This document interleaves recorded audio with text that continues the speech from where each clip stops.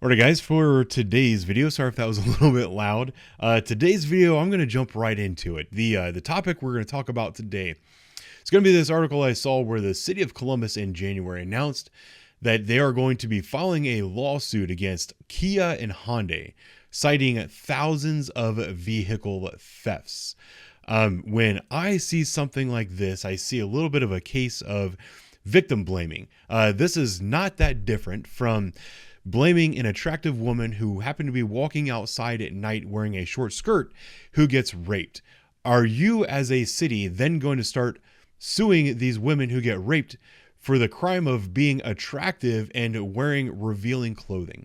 That's exactly what this looks like to me. This news article is actually from local 10 TV station, local to me. This actually does a fairly good job of demonstrating some of the points. I want to watch this and then we'll kind of address that as well as some other things going on in society that I think are more responsible for these car thefts than the automakers are themselves. Here is the video from the media. Today, City Attorney Zach Klein filed a lawsuit against automakers Kia and Hyundai for selling vehicles that lack industry standard anti-theft technology. Klein says nearly 2/3 of all vehicle theft attempts in Columbus since January of 2022 were Kia and Hyundai models. Between January 1st and October 18th of 2022, there were 8,000 successful and attempted vehicle thefts in the city of Columbus. Overall, the city has seen a 400% increase in Hyundai and Kia thefts, with an average of 17 vehicles stolen every. I want to pause it right here because I might use that graphic in a minute, but I want to reiterate that is 8,000 vehicle thefts in 10 months, a 400% increase in thefts, and 17 car thefts per day. So you, as the city attorney, the prosecutor for the city of Columbus, the guy whose job it is to prosecute criminals, when you have a lot of criminal activity in your city, your response is to sue the automaker. You're going after the victim of crime, saying that you shouldn't have worn that dress. If you wore something a little bit less revealing, you wouldn't have gotten raped. It's your fault that criminal got that idea in their head that they were going to defile you. That is the message that Columbus City Attorney Zach Klein is sending with this lawsuit. This is not something that's new to Central Ohio, and it's also not something that's new across the country. We've seen a tremendous uptick in crime, all crime across the board, but particularly violent crime has been on the rise since 2020. What happened in 2020? Well, in 2020, there was a religious saint, a man by the name of George Floyd, that for no reason at all just got murdered by a racist white police officer. And when that happened, we decided that we needed to change every single police officer and every single justice system across the country because every single person was guilty of murdering George Floyd on that day. Sweeping changes came across. There were prosecutors that were tough on crime that were voted out of office. These prosecutors were voted into office that had the mandate of criminal reform and making sure that they prosecuted police officers. That's exactly what they were saying. One of the other things that happened was these massive changes in the juvenile justice system. This is an article from last summer. It's the same story over and over and over again. So court leaders call for changes as juvenile crimes increases. I'm not so sure about the grammar there, but I'll take your word for it. Said some law enforcement in Franklin County are calling our criminal justice system broken. They say what is to blame is they say this is to blame for a recent uptick in juvenile crime. The juvenile court leaders say changes are on the way and it will take more than just them to stop this. Right now, juvenile court system is based on rehabilitation instead of incarceration. I can tell you as a police officer that it's a shame what's happening, not just with juvenile crime, but with property crime in general. Another one of the sweeping criminal reforms that occurred was they were saying, look, it's just property crime. Property crime doesn't hurt anybody. We don't need to incarcerate people who are out there committing property crimes. We need to rehabilitate them. So these kids, they don't need to be in jail. They need a soccer field and a soccer ball. That's what they need. They need some basketballs. They need stuff like that rather than to be put in jail.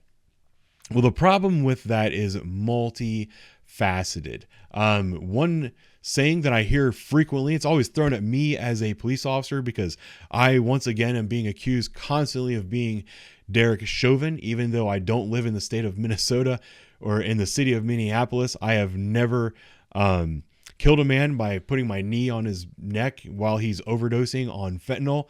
I have never done any of those things. As a matter of fact, as a police officer, I have helped a great number of people, but it doesn't matter because the fact that I wear a badge means that I'm bad, right? And I don't know what I'm talking about, but I went on a tangent there. The saying that I always hear is that one bad apple ruins the whole bunch. And they're always throwing this at police officers, accusing us of not turning in bad cops and all this other stuff, even though there is zero data to back up their claims.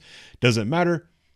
How about the juvenile justice system? How about the criminal justice system in general? Why do we need to incarcerate people rather than just rehabilitate them? Why can't they be rehabilitated while being incarcerated? Why do they have to be mutually exclusive? I can tell you that with children, particularly, they are susceptible to being corrupted by other children more so than adults. And when we get these children, and I'm talking about children, I have personally arrested 12-year-olds with guns in stolen cars.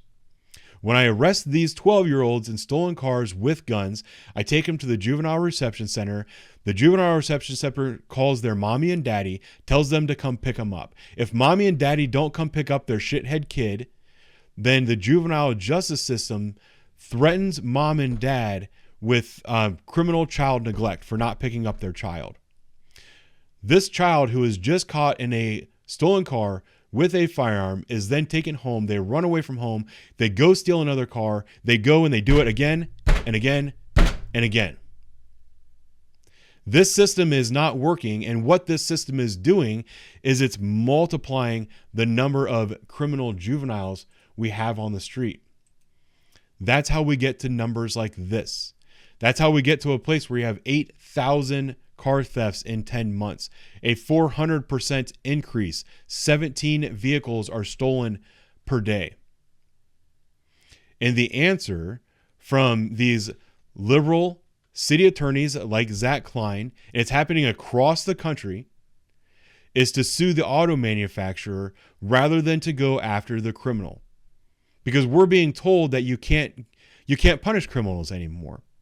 But I have an idea for you, that maybe your job as the city attorney, the city prosecutor, the county prosecutor, the mayor, the governor, the president, whoever the fuck you are, your role in this is to punish the criminal. And actually, let's think about this for a minute. How about we make a world where it's difficult to live as a criminal and it's easy to own a business?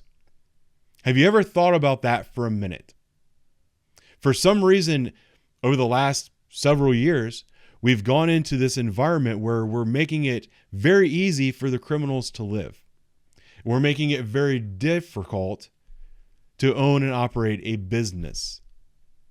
If you want your society to grow and prosper, if you want people to have good jobs, good high-paying jobs, and have the ability to work themselves out of these slums that they're in, you should do something to make their life easier. The best way to do that is to take these criminals out of their lives. Stop putting these criminals back on the street and giving them the opportunity to re-victimize these people. I'll say it again. Your job as the city attorney, as the prosecutor for your city, this goes for everybody across the country. Your job is to make it a difficult place to live for a criminal and an easy place to run a business. Suing these automakers is not going to fix your problem. That girl who walked outside late at night wearing a miniskirt, it is not her fault that some shithead took advantage of her. Don't prosecute the victims, prosecute the criminals.